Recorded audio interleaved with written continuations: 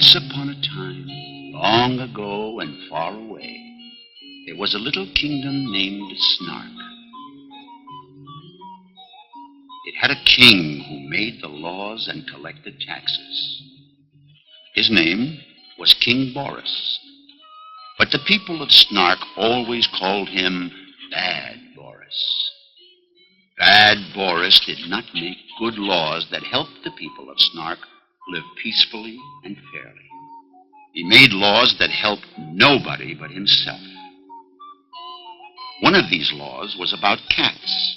Because Bad Boris hated cats, he made a law for everyone in Snark that said, no cats allowed anywhere. Out! Bad Boris made the people of Snark pay a lot of money in taxes. But he did not use the tax money for things that the people needed. He used the tax money to buy himself a fine carriage. One day, Bad Boris was walking in his garden.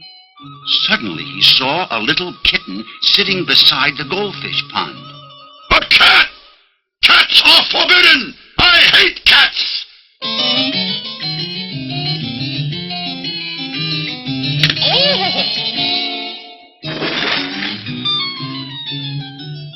That was the end of Bad Boris. When the people of Snark heard that King Boris was gone, not a single one of them shed a tear.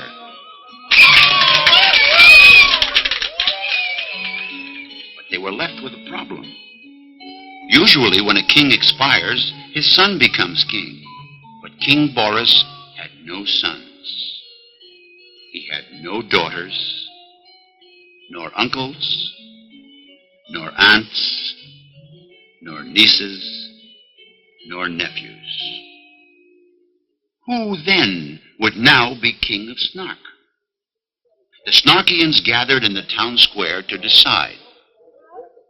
Should it be the strongest person in the kingdom? Well, that would be Ben the blacksmith. Should it be the richest person in the kingdom? That would be Barnaby the banker. Should it be the funniest person? That would be Frankie the fisherman. How could they know who would be a good king? Once they picked a king, he could do anything he wanted, and they would be stuck with him. That was the trouble.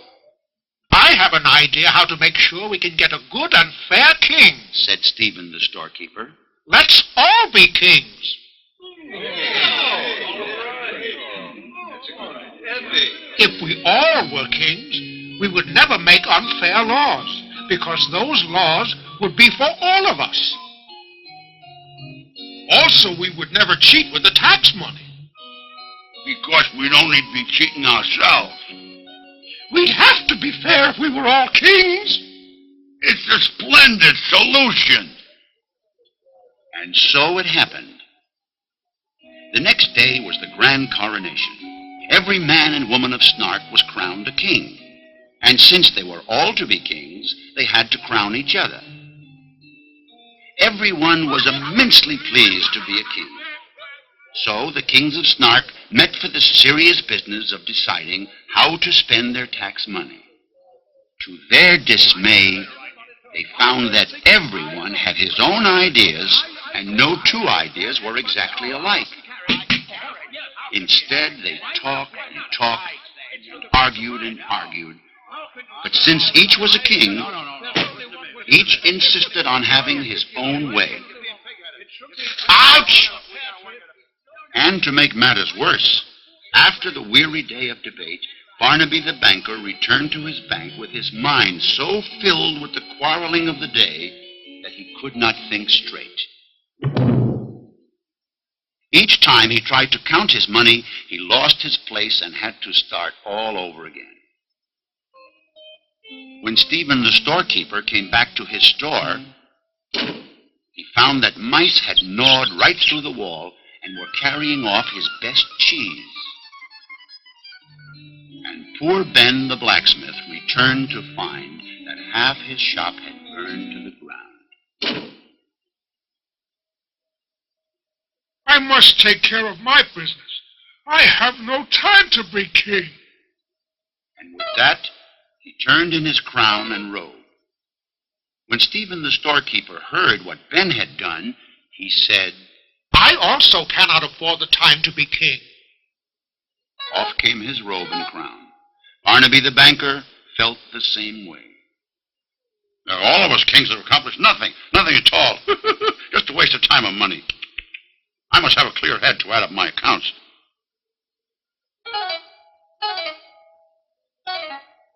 Suddenly there was a storm of voices. Wind! Wind!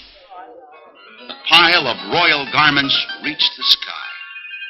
Suddenly everyone looked around in amazement. There was not a single king left. We must have a king. Who would it be? No one knew. Then Timothy the teacher spoke up. Obviously, all of us cannot be king.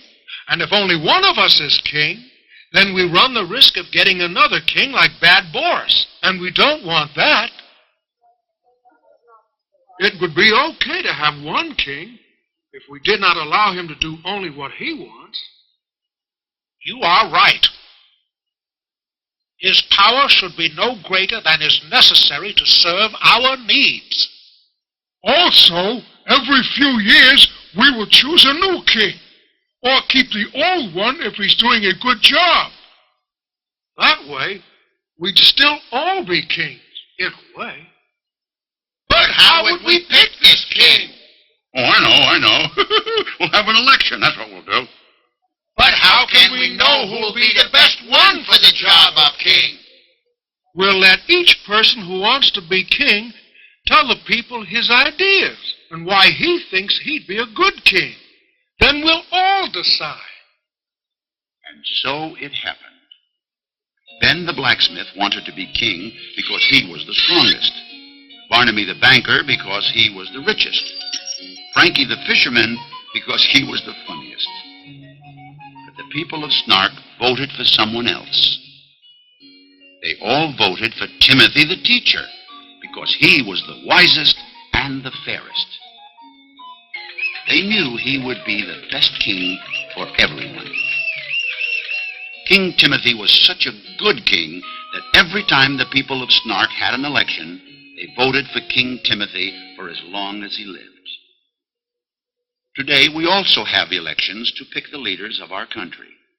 We call the people who want to become the leaders candidates.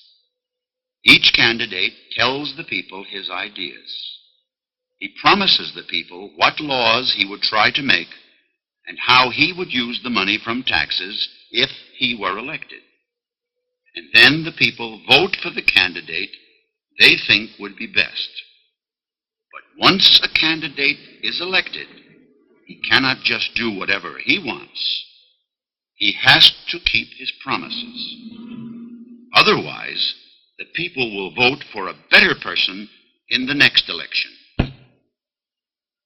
When the people are free to vote for their leaders, then all the people are still in charge. Just as the people of Snark once upon a time, long ago and far away.